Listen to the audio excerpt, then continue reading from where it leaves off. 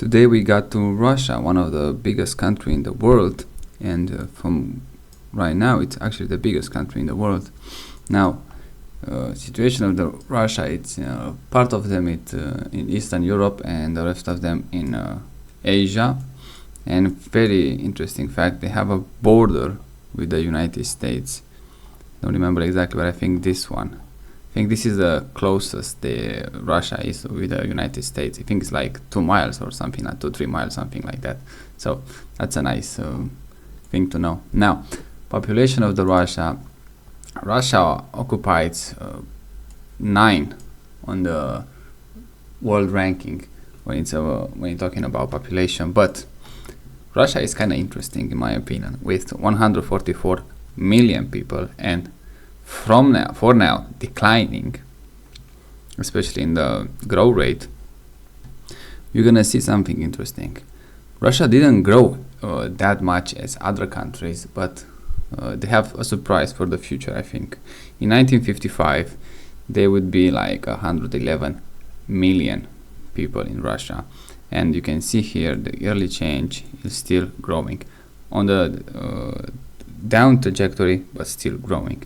From pretty much 1995, I will argue right after the Soviet Union collapses, the population goes down.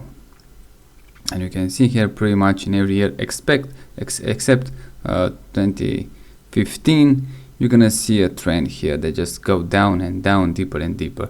And also the migration, it's pretty much down for the last 2 years. For the rest of the years, it's up, and then they go down from, let's say, 1955 to 1970. The median age is extremely interesting for me because you're gonna see why. In 1955, the average Russian was 25 years old, so a pretty young one. 2025, now it's at 40, so already have 15 years older, the average guy. And the fertility rate, like pretty much everywhere else, it goes down from 2.8 to 1.4. Now, the urban population in 1955 was roughly 50%, and now in 2025 it's 75%. So they grow by 50% when you compare with 1955. So already most of the Russians live in the cities, and as we can saw, especially here, let's say with no borders, Russia is pretty much a flat country, and like I say, the biggest country that we have right now. And you can see how much empty land they actually have.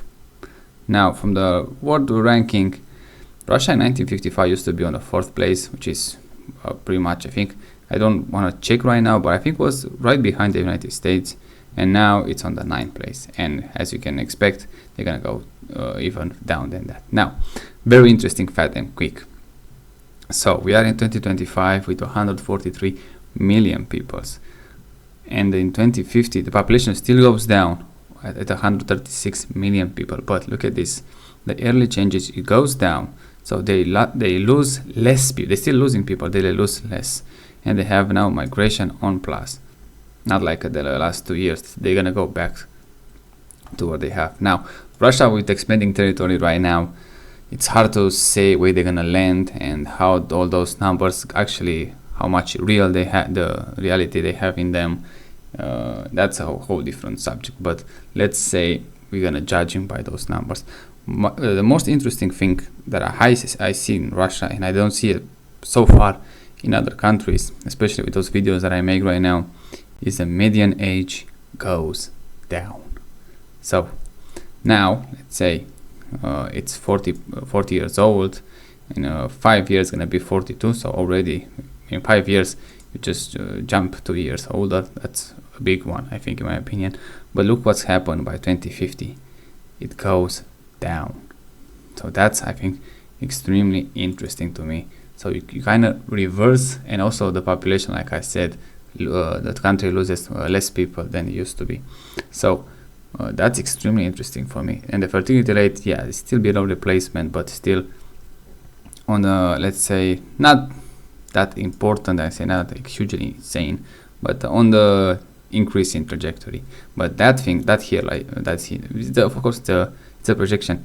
But I think it's interesting when someone does that, whoever make this forecast, to actually predict a Russian population becoming younger over the years. That's very interesting to me. And density per kilometers, obviously the population goes down from the 9, they go to 8, which is again still a lot of plenty of space for living. Now with urban population, not that huge increase in my opinion, from 76 in 5 years, 2030 and 2050 with 81. So they're still moving towards the cities, but still, like I said, Russia, it's a big country. There, most of the country is a flat land. It's pretty much very easy to build, let's say, cities and infrastructure in a country like this. You're not like a 100% mountain country, which is much harder. So 81%, there probably is gonna still growing. Gonna be like, I don't know, by the end of the century, 90% at least, if not even more than that, probably like 95. And most of the people start living in cities, and they give up the countryside for numerous reasons, especially in the countries. And when the population goes down, it's much harder to justify funding for infrastructure like clean water, gas pipes, and sewage and stuff like that. Outside of the even the big cities, and also it's very hard to actually just justify in the small cities when the people then those small towns or cities still losing population. It's hard to justify infrastructure project that are going to cost a lot of money. Now back to Russia. Global ranking can actually decrease from the, let's say, from the 9th place today to 13.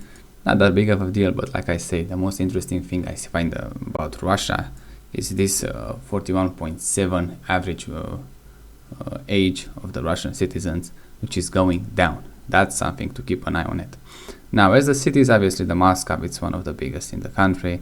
St. Petersburg come pretty much close, and the rest of them, like I said, Russia is pretty much an urban country. Let's say people live there. Now, life expectancy in Russia, let's check that, because we see that decreasing in the average age of the Russian. Now for both sexes, it's gonna be 73 years old, female 79, male 67. So actually look at this, it's a big difference between male and females in Russia. You can see this line here. It's pretty much after the Soviet collapses of Soviet Union, they go down a bit and now they go up again. So by the end of Soviet by the end of the Soviet Union, you're gonna see males with 63 and female with 74. Now it's female at 79, male at 67. So they increase, but we have that line here after immediately when things didn't go so well. So the life expectancy for the average Russian is not that high even today, but we project, like I say, in the future to be more than that, just increasing. But that is much. That's why I think it's a big strange for Russia, because you have a population that a country of population that is still losing people, but they're losing less and less with from now with every year. That's one thing. Okay, of course we can blame that on new territory that they acquire with the people inside them, and who knows what's gonna happen in the future. But judging by that, you're gonna see Russia getting younger. One of those things that's very important, and also they're gonna stop losing, especially from this chart right here, stop losing that much people, and the migration is pretty much increasing. From where those migrants come, it's and how they calculate it, it's pretty much, I think it's hard to justify that. That's why I think it's kind of weird, because where those migrants coming from the Russia, because obviously they're not coming from the US. I don't think they come from China. Mongolia and Kazakhstan maybe, but not that many. Usually look at the borders. Georgia and Azerbaijan, I don't think so. Ukraine, we have that war, which is also very hard to predict where they're gonna land on that. Belarus, I don't think they go. Belarus is not a big country in the first place. I don't think they're gonna make that many people move in Russia.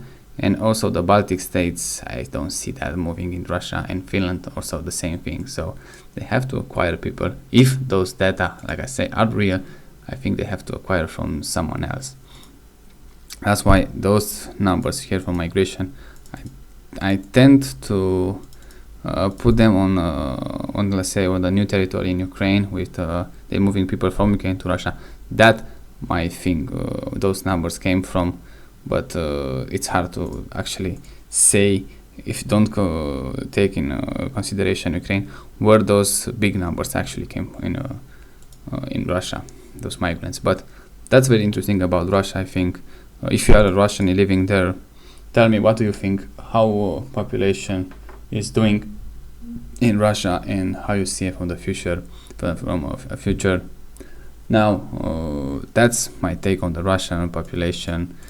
What I think is going to happen in the future, I think Russia has the time on their side, especially with this climate change. You have all those land pretty much here in Siberia, which is pretty much frozen and hard to get, with a global that is getting warmer and warmer, and you have those land that are going to be available for agriculture.